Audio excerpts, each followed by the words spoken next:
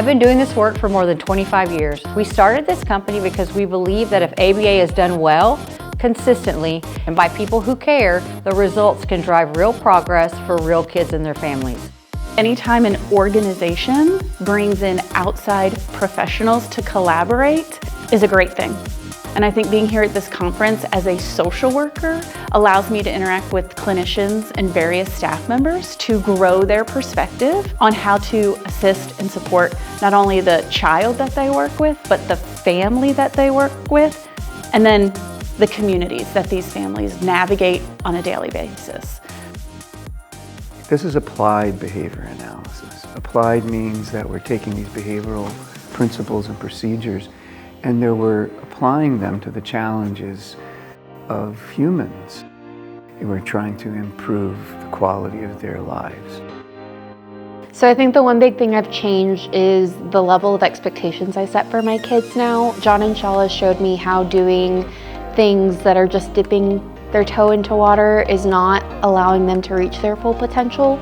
Sometimes these moments feel uncomfortable, but there's something about being vulnerable with your learner and showing them you can work hard and I can work hard and we can both be uncomfortable to come to this great conclusion together. Moving forward, I'm so excited about us shifting our mindset from like a reactive coaching standpoint to shifting it more to a proactive development piece so that our staff have clear expectations from the very beginning that will in turn help accelerate the progress that our clients make.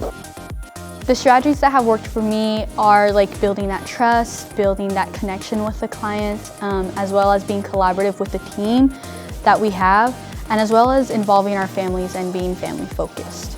I feel like there's a strong commitment to, again, going beyond just the token board. It shows a commitment to developing a thorough understanding of what we're doing with contingency systems or reinforcement systems and why we're doing them.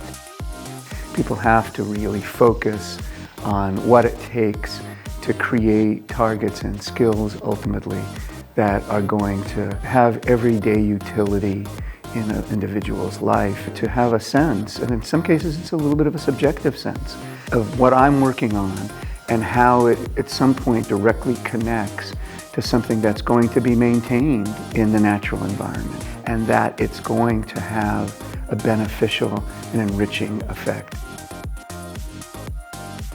We'd want everything that we do within the clinic to go beyond what we're doing in the clinic or wherever we're providing care.